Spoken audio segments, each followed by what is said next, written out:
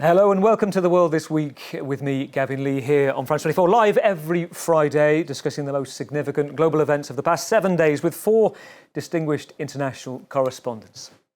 In a week that the war in Gaza appeared to get closer to a 60-day truce, and a week that's seen a corruption trial facing Benjamin Netanyahu postponed by an Israeli court coming hours after President Trump took to social media, claiming the case was a witch hunt and would interfere with the Israeli Prime Minister's urgent diplomacy to negotiate a deal.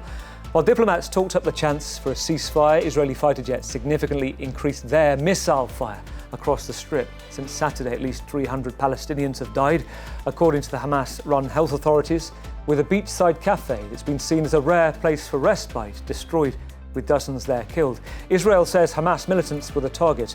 Meanwhile, the UN Special Rapporteur for the occupied territories, Francesca Albanese, delivered one of the most damning assessments of Israeli actions in the conflict so far, repeating her stance that a genocide is taking place, which Israel vehemently denies. And going further too, the independent expert appointed by the UN to investigate human rights issues labelled global companies who deal with Israel as complicit, called the sole provider of aid, the Israeli-backed Gaza Humanitarian Foundation, nothing but a death trap. There is no possibility to stepping out of this situation other than for member states to do what the International Court of Justice demands through its ruling and through its provisional measures, imposing an arms embargo immediately. It's not about asking for a ceasefire. This is not a war. This is a genocidal campaign. And it's clear, and now it's either carried out under the pretense of humanitarian food distribution. This is a death trap. And we should learn really to be honest, including yourself. I mean, I've been really generous to the media, because the first corporate entity to be investigated in this mandate was yours, and it will come. The US government is calling for her to be dismissed, calling her anti-Semitic. We'll get to that in a moment and more. Stateside on Independence Day, as President Trump signs his self-titled One Big Beautiful Bill, with critics calling him a reverse Robin Hood. We look too at what's behind the sentencing of the French-Algerian writer Boualem Sansal in Algiers. And also we're going to look at a year of Keir Starmer in the House of Commons this week, a week of tears behind the dispatch box, and MPs revolting. We'll get to that coming up on France 24. First, let's meet the panel this week. I mentioned 4 correspondents who are with us this week. Let's first of all bring in the first of them. Let's bring in Paul Moreau. Great to see you on the programme, Paul. Thank you for inviting me. An interesting week for you. Your production company, Premier Linia, you've been looking at many documentaries over the years, behind many, including those on Russia too, on Putin, on the information war machines. Let me ask you what you've made of this call this week. President Putin speaking, President Macron for the first time in 3 years, whether you think the French president achieved anything by it. He achieved to communicate the call with Putin. I'm afraid that's the main goal of this call, to make it clear that he plays a role in the international arena, but I don't see it going further than that, really. And as you came in tonight, you said you're in the middle of finishing 3 documentaries at the same time. Talk me through some of them. Well, there is one a series for France Télévisions about the opioid crisis. I had access to the industry people who took care of poisoning hundreds of thousands of Americans, like people from the Purdue Pharma, Insys, labs like that. And I also went to Mexico to meet the narcos and have their take about it. When can we see them? In October on France Télévisions. Fantastic. Paul Moreira, great to have you with us. Also joining us tonight, Emma Kate Simmons, the Paris-based writer, correspondent, contributor to the New European, Frank Tireur, in English, sharpshooter, as well as the Conspiracy Watch website set up to debunk fake news. Emma, evening. Great to have you with us. Thanks. Talk us through what you've been working on in recent days. Actually, quite a lot on Robert F. Kennedy Jr., Trump's health secretary, who has really gone full-on anti-vax. Like, he's drunk on the power that Trump has given him, apparently. And he was on Tucker Carlson's program this week, claiming again the debunked links between autism and vaccines, that Dr. Anthony Fauci, who was the chief doctor during COVID in the US, caused COVID. He's fired the 17 expert members of the vaccine committee. He's spreading lies that are being spread during a measles outbreak. So, and he's a very committed conspiracy theorist, and now there's no shame surrounding it. He's completely unabashed. He's gone back on everything he said during his confirmation hearings. How much is Robert F. Kennedy? How much does he have the ear of President Trump? I remember right at the start, President Trump saying, "We'll let him do his thing," but there was a sense that he was an ideal person to bring in voters, but not necessarily ideal eye to eye with what President Trump sees.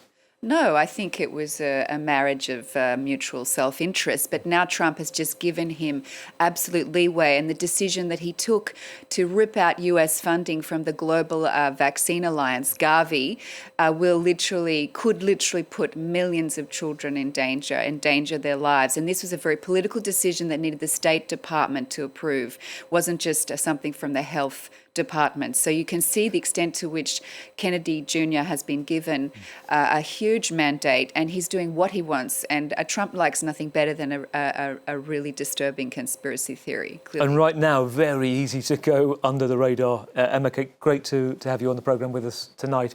Let's cross to Jerusalem. Let's bring in Anshel Pfeffer, the Economist Israel correspondent. Evening, Anshel. Author, Anshel, too, of the critically acclaimed biography, Bibi, The Turbulent Life and Times of Benjamin Netanyahu, as well as the soon-to-be-released No King in Israel, the Jewish state confronts its demons. Anshel, great that you're with us tonight. Tell us a little bit about your new book, where it takes us, and also how you keep on top of such a incredibly, vastly shifting subject, especially just in the past 2 weeks. Well, that's the issue. I can't tell you where the book is going to take us, because I don't yet know where it ends. And the book was originally supposed to be published this summer, but the war has continued. The wars, I mean, we've now had last October, we had the war in Lebanon, and we've had now a 12-day war with Iran. So this story is constantly evolving, and it's evolving across two American administrations as well. We've seen how the arrival of Donald Trump back in the White House has also changed so much in the conflict happening here. So where the book is going to lead, we'll see where the wars and the various political campaigns here are going to lead, and hopefully there'll be a book out by next summer. And I think I'm right in saying Anshel, Mancunian born, Manchester born, and to which there's some rare sort of music news of takes us away from Israel and the Middle East, which is the Oasis Gallagher brothers playing for the first time back after 16 years tonight in Cardiff. Would you want to be there amongst those watching the band? Nah, they're City supporters. They're not for me. It's the wrong side, the wrong colour. They're blue. Great to have you with us, Anshel. Not Manchester. Anshel, we will find out very shortly then. From London, Patrick Smith, Editor-in-Chief of the Africa Report magazine and online site. Back with us, Patrick. Great to have you, as always. You've written extensively on African affairs and politics since the 80s. To the point about reporting on impartiality, while we were on air this time last week, in the midst of anti-government protests in Kenya were kicking off, the Kenyan government issued a directive for broadcasters to stop live broadcasts of the demonstrations. Talk us through what was going on there. Well, it was a year anniversary, actually, of the mass national demonstrations that rocked Kenya in protest of a bill that was going to hike taxes right across the society. And 34 out of the 47 counties in the country, as a population of about 60 million people, went out on the streets. That's a year ago. Many of them clashed with the police. And about 60 protesters were gunned down. So this was a demonstration organized last week to commemorate the lives of those who have lost, who lost their lives, and then to bring in a new spirit of protest, because the government is still trying to push through another budget with punitive consequences for Kenyans. So in the midst of those demonstrations, the police opened fire in a couple of sites around Nairobi, and then the order came for all the big TV stations in Kenya to stop live broadcasts. But, you know, in the age of social media, that's pretty irrelevant because everyone was filming and broadcasting on their social media platforms. And Kenya is one of the most connected societies in Africa when it comes to IT, telecoms, you name it. They invented mobile money virtually. So the government's edict didn't have the desired effect from the government's point of view. And this footage came out with the Kenyan police gunning down unarmed demonstrators. And that sends a pretty chilling message about the state of politics and the state of governance in the country at the moment. You remind me of, just on the issue of the power of social media, the ban kneecap, banned from BBC coverage live at Glastonbury this week, pro-Palestinian ban from the north of Ireland, to which on TikTok they had more than 1 million viewers watching it live. So people are watching these things elsewhere. Patrick, briefly, I wanted to ask your thoughts on Simon Mann, who died a few weeks ago. You were the associate producer, Patrick, yes, the critically acclaimed documentary, weren't you? My Friend the Mercenary, about the Wonga coup in Equatorial Guinea. Simon was the key figure, ex-British SAA officer, SAS and mercenary. His story was extraordinary, wasn't it? It was like a sort of typical British boy's own adventure. You know, you have this public school boy, then joins the British forces, the special forces, the Special Air Services Group, and then fights in Northern Ireland, fights in Lebanon at one stage, and then goes private and sets up his own mercenary company. We saw the results of that in this failed coup in Equatorial Guinea. But the whole coup had a kind of Keystone Cops element to it. These guys had a company set up to take over the oil assets. They promised a group of Equatorial Guinea opposition politicians, you know, you can be president, you can be oil minister, I just need a cut of the assets and all the rest of it. And the whole thing collapsed when Mann and his compatriots were arrested along with some South African mercenaries. And unfortunately for him, I guess that it was the event in his life for which he will be remembered, this failed coup. But it's also, I think, part of the end of an era of sort of British colonial fantasies in a way. Adventurism. Patrick, great to have you with us. Let's begin Monday. It was 12 minutes to 3 in the afternoon that the beachside Al-Baka Cafe, a rare place of respite in Gaza, was hit by an Israeli airstrike. One of the few places that remained for ordinary Palestinians that had reliable internet, where you could charge your phone. It had become a hub for journalists, activists, aid workers and locals. At least 24 people were killed. For some of them, we can put a face to a name because the work they did was on camera. The Israeli military says it was, quote, targeting Hamas terrorists, but not much more information since. Ismail Abu Hattab was a 34-year-old Palestinian photographer and filmmaker who had his work featured in LA, an exhibition of his curated work from Gaza. It was called Between the Sky and the Sea. Now, Ismail also filmed these scenes that we can see from the cafe. This was the view from the cafe in the days before it was hit. We can take a look at the footage that Ismail took.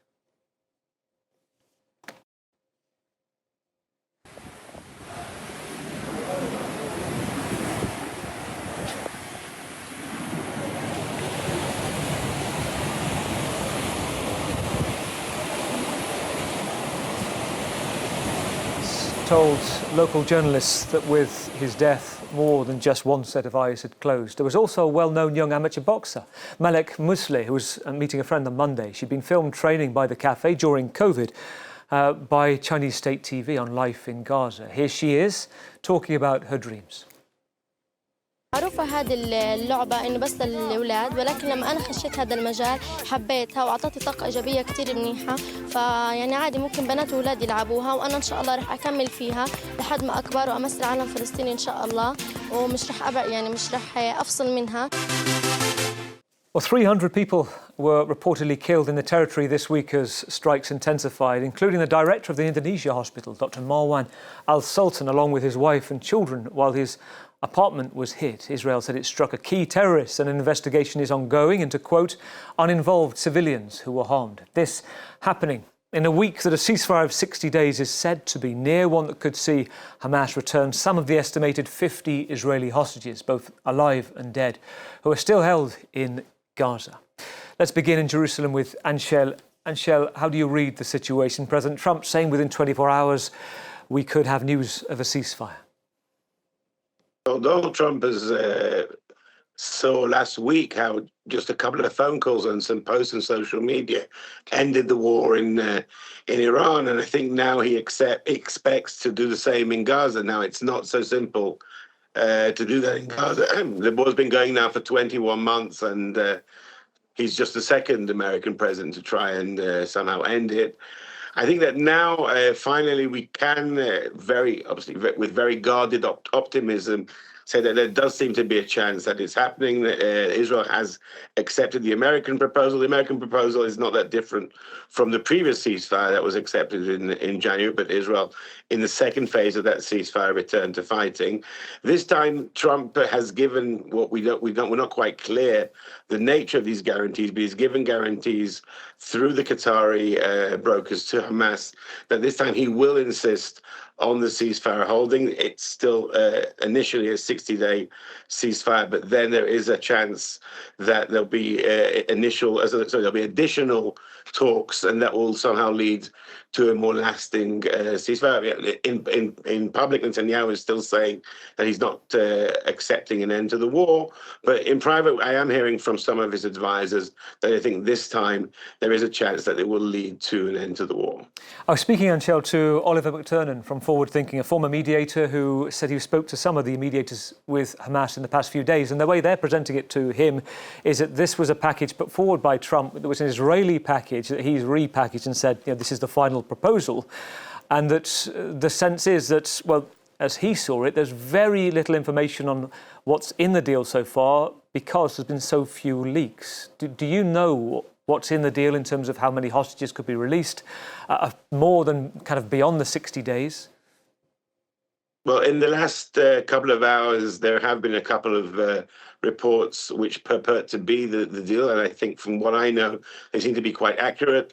As far as the hostages are concerned, 8 live hostages will be released on the very first day of the deal, and 2 more on day 50. And that's sort of to keep Israel focused on the negotiations. And there are a number of bodies of hostages will be released in between those two.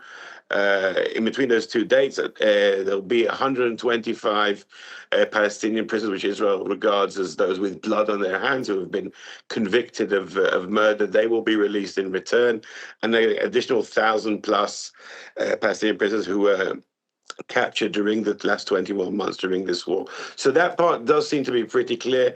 And really, the main issue here is what will be the timetable of an Israeli withdrawal from Gaza. Will Israel withdraw from the entire territory? And will there be, at the end of this 60-day period, a full ceasefire? Will we transition from what is essentially a truce, not a ceasefire, into an actual ceasefire? And that, for Israelis, is the main issue, because Hamas will still be standing, even though it's very weakened, even though it's diminished. Most of its leadership has been killed. 20,000 or so of its fighters have been killed in this war. But that is still, for many Israelis at least, a concession that Hamas is still in charge of parts of Gaza. I have to say that a majority of Israelis now, in every poll conducted for months now, 60-odd% of Israelis are in favor of accepting this deal. The problem is that the 30% of Israelis who are against this deal are very heavily represented in the Netanyahu government. Paul, listening to Anshel's points, I just wonder about what you make of whether we're seeing a bounce effect, whether because of, and we heard Anshel mention at the start, the calls that Trump had made, the differences we saw from Iran and the ceasefire in place, whether it's having a rollover effect and it's kind of re-energizing the calls for this truce.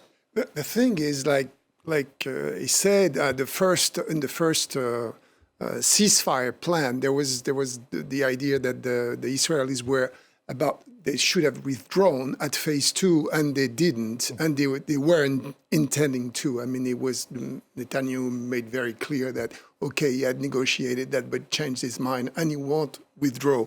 So I don't think that we will see in the near future a withdrawal of the Israeli troops from Gaza. I mean, repeatedly, they have said that they're here to stay, that they want to implement, that's not official, but that's what you hear in the media repeatedly, that they want to implement the Trump Riviera plan. And I believe that, there's probably going to be some hostages freed, and that's great. And there's probably going to be some recede of the firing, of the killings, which is great. By the way, I want to thank you to show the faces of the people who got killed, because it's so dehumanizing what has happened for the last 2 years, where you never see a face, you never have a name on the people who die. And I think it's really unbearable, and it's really bravo, Franz van Gaat, to show faces and say that there are lives behind the death. So I think it's always good that people speak about a ceasefire, but I don't foresee an Israeli withdrawal from Gaza, which would be a precondition to peace coming back to the area soon. Well, it also speaks, just listening to the friend of Ismail Abu Hattab, saying that when his eyes close, so do the eyes of others.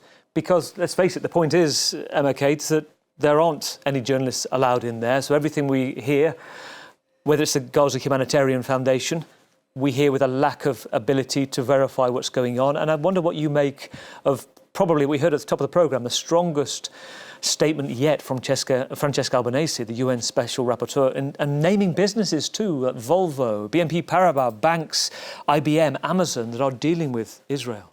Right. Well, I would say that I think that we should preface that report with a statement about Francesca Albanese's history and the way she's been condemned vociferously by the French, German, United States governments for a long time for her long history of very anti-Semitic comments, of Nazifying Israel and Jews, and of spreading conspiracy theories, even about Charlie Hebdo attacks. So unfortunately, in this crisis, there's so many not particularly objective or good actors. I would quote for you from the Anti-Defamation League, Jonathan Greenblatt.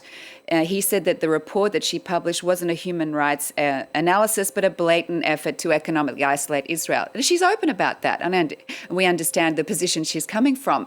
But she goes so far with some of these companies which have investments in pension funds that might have links to or investments in Israel. So that's one position, right? But her position has always been pretty much opposition to the existence of the State of Israel. It's not just about this conflict.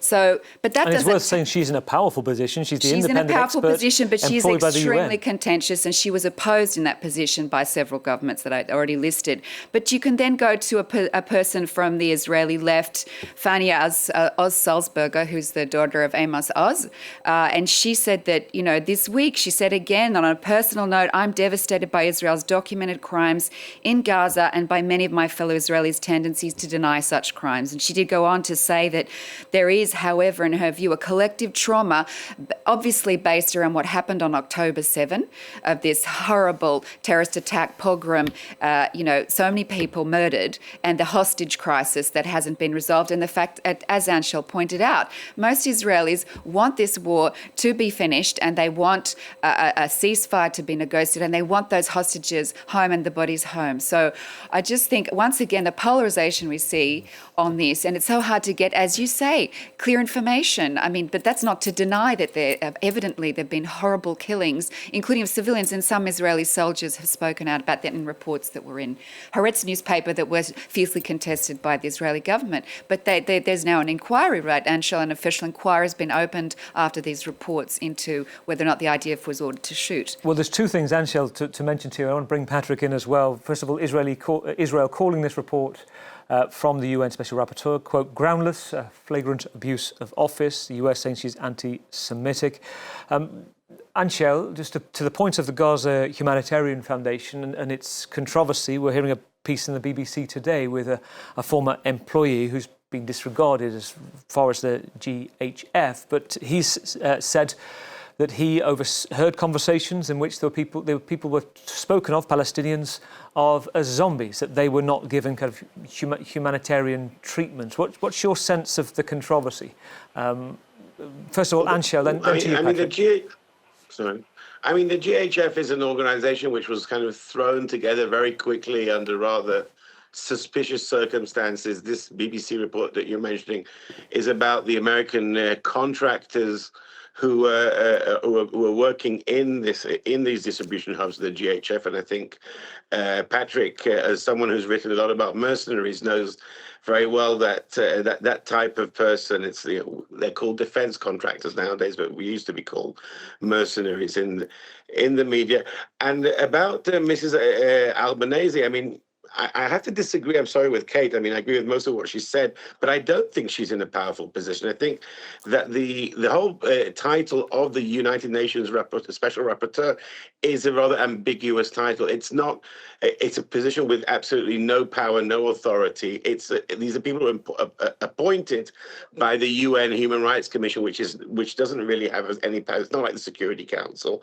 And they're supposed to be, the Special Rapporteur is supposed to have expertise in kind of obscure, overlooked fields of human rights, of conflicts that are not covered sufficiently, or supposed to have real, special knowledge about some of these things. And I think in this case, we're not talking about a conflict which is overlooked. We're talking about a conflict which is reported to a very, very major degree. And Ms. Albanese doesn't seem to bring any kind of knowledge or special expertise to it, and basically she's parroting stuff that she reads in the media or various activist positions, and she has zero influence. So I don't really understand why we have to be discussing what she says. She has a title, but it's a meaningless title. So I think it's more important to talk about what's actually happening on the ground than what some Italian lawyer who happens to have a title from a UN agency has to say. It's very interesting, and I guess it goes back to that point, doesn't it, Anshel, also that if you're going to try to verify what's going on the ground, it's having to be there. And Patrick, Anshel has said, you've looked in the world of mercenaries for a long time and private contractors now. What are you making of the GHF controversy? Yeah, Anshel's expertise obviously is on top of this story. I think there are a lot of questions as to why this organization was even needed. A figure I saw, and I think it may have been in The Economist or The New York Times, 500 people have been killed in queuing for food distributed from this hub. So the whole point of setting up this organization in the first place was meant to be to provide security for food distribution in Gaza. That hasn't worked, evidently. It's a blatant tragedy, and of course then you've got the overall situation of the deprivation of food, medicaments, and so forth from the civilian population there. So I suppose that does reinforce the pressure for some sort of ceasefire agreement. I have to say, I think I agree with Anshel about this. There's not a huge amount of international pressure on behind this at all. It seems to be very much a bilateral negotiation between Trump and Netanyahu, with the Qataris trying to offering some sort of compromise that will get Hamas to sign up. But it really doesn't look like it's a definitive end or even a definitive pause to the conflict. I think it's worth making that point. 21 months of this conflict, yet the conflicts in southern Lebanon and the conflict with Iran over nuclear weapons were over in a matter of days. And it seems unconscionable that this conflict is dragging out. And it does raise everyone's suspicions that for Netanyahu, this is an incredibly convenient politically for him. If the war in Gaza finished, what happens to his own electoral position? Anshel, to round up to where we are now, to Patrick's point as well, where this goes to, am I right, to the Hamas political leadership? They want a guarantee, as you pointed to earlier, that they won't be targeted by Israel. So there's a question about troops. But they've said before they haven't I think about a year ago, they were prepared to transfer to civilian control to a technocratic body. And I guess there's a question about whether they're prepared to pass the running of the Strip politically to a technocratic Palestinian body as well. Here, both Hamas and the Netanyahu government have their political considerations. Hamas want to have some kind of control over what happens in Gaza, whether they will remain openly in control or they'll be behind, or they'll be one of the powers behind this technocratic government. And Netanyahu has his own local considerations of when there'll be an election in Israel and whether the election will be a reckoning with his failure to anticipate and to act and to prevent the Hamas surprise attack on October 7. We've seen in the polls in Israel how much that's damaged his standing. So Netanyahu has been trying to somehow postpone the election as far as he can, but there's a limit to how far he could postpone that anyway. And now we have the element of Donald Trump wanting to impose a ceasefire because that Trump wants that mantle of the peacemaker. It hasn't worked with Russia-Ukraine. It's worked better in ending the war very quickly with Iran. And now he wants to do it with Gaza. Netanyahu wants Trump's support during his election campaign. So that's why I think there is a better chance now that both Israel and Hamas are under a lot of pressure from the Qataris. I think there's a better chance that they will reach some kind of an agreement in the next few days. OK, well, President Trump saying 24 hours we may have an answer to the US. A week of record-breaking political drama, precision-planned choreography, which sees this week culminate with President Trump signing what he calls his one big, beautiful bill in a White House ceremony on the day of celebration for America's Independence Day. I say record-breaking because it took an unprecedented 26 hours to be voted on in the Senate. 3 Republicans voted against their president, with one-time Trump BFF ex-Doge boss Elon Musk threatening Republicans who didn't vote for it that he would make their lives miserable in the midterms, that if the bill passed, he'd set up a third party called the America Party. And once Trump got wind, he was asked by reporters, are you going to deport Elon Musk? I don't know. I think we'll have to take a look. We might have to put Doge on Elon. You know what Doge is? Doge is the monster that might have to go back and eat Elon. Wouldn't that be terrible? Elon aside, the bill went through the Senate with Veep, J.D. Vance having the casting vote. The House of Representatives agreed on the changes, including not calling the bill big or beautiful, but the America First bill. It's estimated it will add over $3 trillion to national debt over 10 years. It contains vast cuts coupled with cuts to health insurance coverage. It will impact millions of Americans and increase spending to border security, defence, energy production. Let's begin with Emma Kate, a record-breaking week in terms of the amount of time this took. What do you think the schisms and the ripple effect has been of what this bill has created? Well, there's almost no schisms. There was a kind of pretend phony war just before, and eventually nearly all Republicans bowed down before the king and voted for the big, beautiful bill, which is what they called it for so long.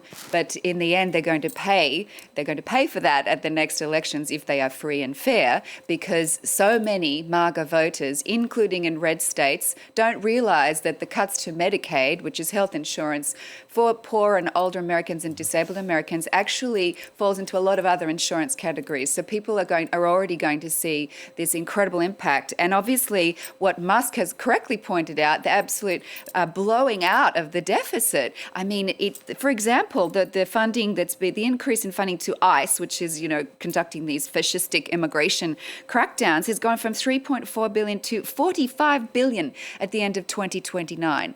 So there's a creation, as 20 Catholic bishops wrote a letter condemning this bill, in particular that creation of a kind of deportation industrial complex.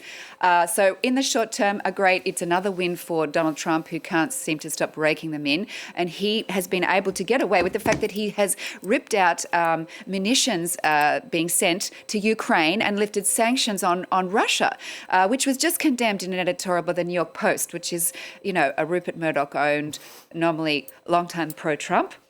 So that would be classed as friendly fire, wouldn't it? Yeah. So I think, at the same time, he's been allowed to get away with that while focused on this bill, the fight with Musk. But Musk is a threat to him because Musk has the kind of money that he showed he could use to help elect Trump this second time around. So if he uses it at the next election and he's being hurt on his electric vehicles, let's see. But yeah, not really a schism.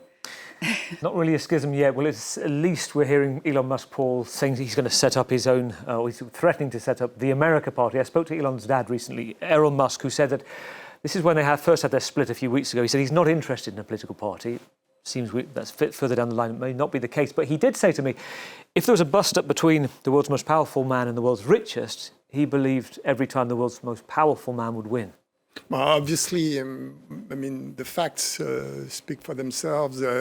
Trump has been winning repeatedly against Musk because Musk is no longer in the White House. He's no longer promoting his cars on the lawn of the White House. That was the best segment of his presence in the White House, I thought. That he paid full price for as well. For a yeah, absolutely. No, but it was a surrealistic moment where Trump was selling the cars of his good friend. And nevertheless, I mean, it's really interesting what's happening with those guys of the tech authoritarians. I mean, you can see the surge of an ideology that is definitely the new face of fascism.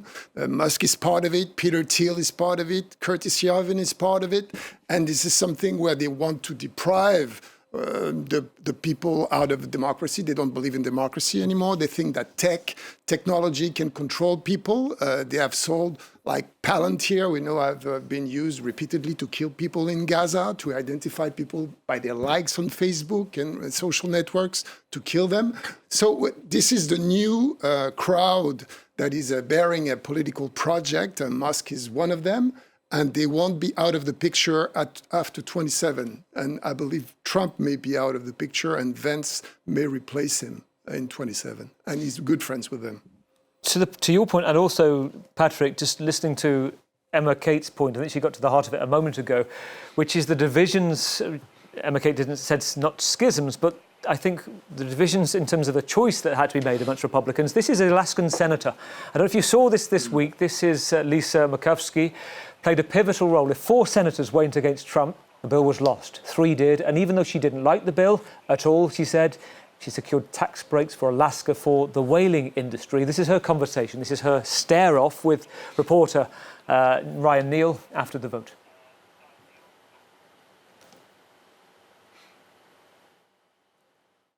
That your vote was a bailout for Alaska at the expense of the rest of the country. Oh, my God.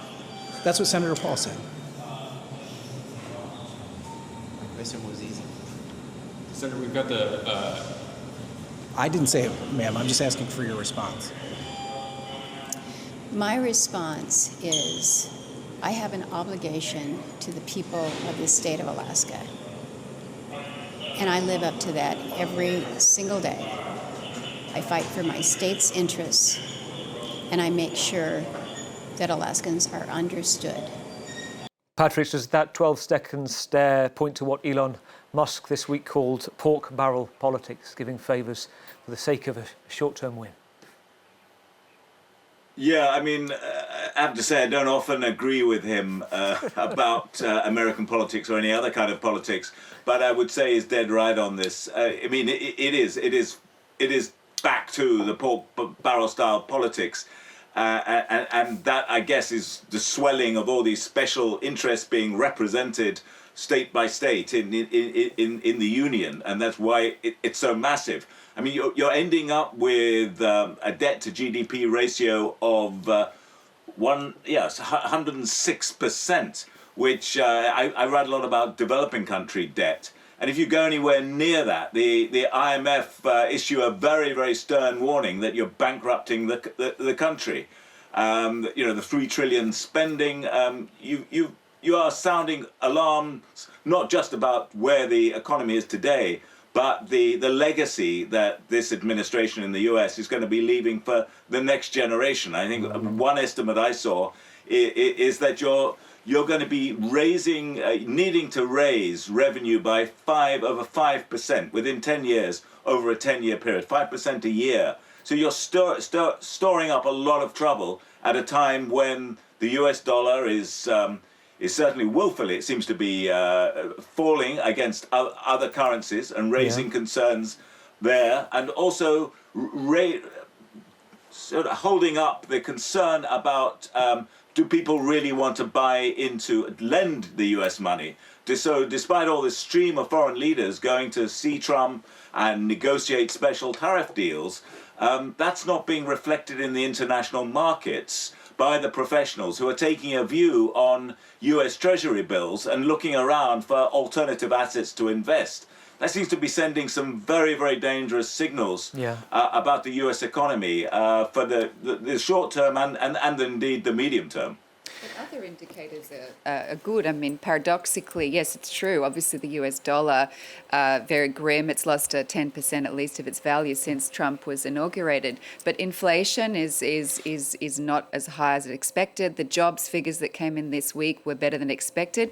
Unemployment's at 4.1%, I think. So I think from an America First perspective, if Americans aren't traveling and don't realize the impact of the lower dollar, which was always apparently a strategy of Trump's, they feel okay. And the stock market is surging, the S&P 500. So the kinds of losses we saw after the Liberation Day announcement of Trump's tariffs are not affecting domestic markets that, shares in the United States. But it's true that foreign investors and Treasury holdings, certainly there's a huge impact there.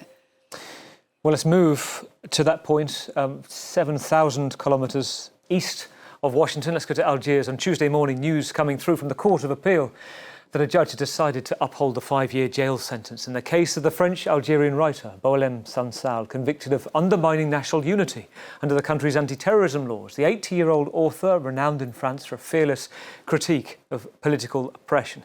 He's focused themes of totalitarianism, been a vocal critic of Islamic fundamentalism and Algerian government too. Here he is on France 24 last year talking about writing and the importance to him of not changing the names of real figures that he's focused on. In Algeria, my books were censored because they were full frontal attacks on power.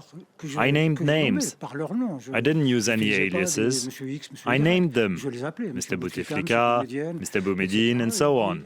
And I treated Islamism the same way. So, of course, I made a lot of enemies. Now, the charges appear to stem from statements Boualem made in an interview. In October 2024, the right-wing French media outlet Frontière, he argued that during the French colonial period, Algeria's borders were redrawn. That includes territory that historically belonged to Morocco and referenced the contested region of Western Sahara. He was arrested at Algiers airport a month later, has been widely condemned, that decision by Algerian police, by human rights groups, for being politically motivated. And before the arrest, President Macron explicitly recognised Western Sahara region as Moroccan, which exacerbated diplomatic fallout between the two countries. Let's stop, Paul, with Boualem here in France. His place in the literary world, how highly is he regarded? No, he's a great writer, and he has to go out of jail now, tomorrow. I want to tell a story about Algeria. In 2020, we did a documentary, not officially. It was an undercover documentary because you cannot work freely. That we must say also that there's a journalist, a French journalist, who has been sentenced to 7 years in jail, Christophe Gelez, and he has to be let out also. And so we do this documentary. We send an Algerian journalist, 8 times. He works the way he can work, and he comes out with a document. He really loves this country. The name of the documentary is Algérie, mon amour, Algeria, my love. But he talks a lot about Iraq. He talks a lot about the kids that have sexual problems. They cannot meet. They cannot have sex. I mean, petty things, but that makes the day-to-day life. When the documentary came out, Algeria called back their ambassador. Wow. And they issued a statement where they said that, I don't have the exact phrasing, but more or less what he was saying, it was that it's the old plot of the French colonials against the independence of Algeria. So there was like this, bulk of paranoia in the middle of the statement. And I must say that it never went away in the relationship between this colonial fact that it's true, the way the French waged the war in Algeria gave reasons to stay paranoid after. It was a very dirty war. But it's interesting to see that this has never been cleaned up or has never been talking. One of my first works as a young journalist was to interview during 6 months guys who had been French soldiers in the Algerian war. I would go through scenes where people would tell me their wars with horrible scenes, and they tell me it's the first time we talk about our war. So France has denied what has happened between Algeria and France. Remember, the fact that we can say the war is very recent. It has like 10 years only before it was the events. So there's this whole French thing of the denial carpet, that doesn't help the relationship to heal between the two countries. Right, except Sansal's imprisonment is much more to do with this Algerian civil war in the 1990s when hundreds of thousands were attacked or killed by Islamists. I mean, he's spoken out against, and there's this power play between hardliners in the Algerian regime and those who were hoping today. I read that there was hope that there would be presidential amnesty given to Sansal today, and 6,500 youngsters have apparently been given amnesty, can leave prison, but not him. So, as you say, it's got caught up in an ideological warfare, which makes references back to colonialism, but also this sort of less spoken about period of Algerian history that also affects other writers. There's lesser known writers, and you mentioned the football writer, and he's in prison basically because he went to do a report about the Kabyle Berber minority, and essentially that's what's behind that. So there's all kinds of political agendas in this repression. Yeah, this is 34-year-old Christophe Glizes. You talked about he's allegedly affiliated, he's the president of the football club, is allegedly affiliated with an Algerian separatist group classed by the government as a terrorist organisation. The French government calling for his release and calling, as you said before, for clemency in the case of Boualem Sansal. Patrick, just on the case of Sansal, what is the Algerian, as you understand it, political position in terms of the likelihood of him and Christophe being released anytime soon? You'd have thought, as was said, that they may choose the timing of Algeria's Independence Day to release him, but it seems that's not going to happen. I think the power behind this decision is partly reflects the President Tebboun's paranoia about being the man, being the leader who lost the argument over Western Sahara, given that now you've seen this pattern of countries across the world, led by France and Spain, now Britain following up, buying into Morocco's regional autonomy plan for the Western Sahara. And indeed, other African states like Ghana and Kenya, and a lot of pressure now on South Africa to follow suit as well. This would be an incredible political loss for Tebboune. And so that is why I think the Sansal case has taken on another dimension, which is nothing to do with his writing. He's a brilliant writer. So is Kamel Daoud, by the way, who has also been persecuted by the Algerian state. Worth mentioning him, I think.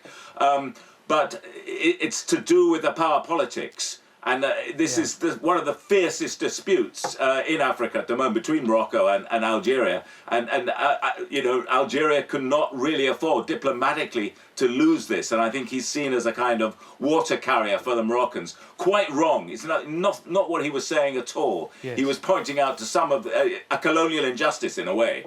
But it's been deliberately misinterpreted by le pouvoir in Algiers.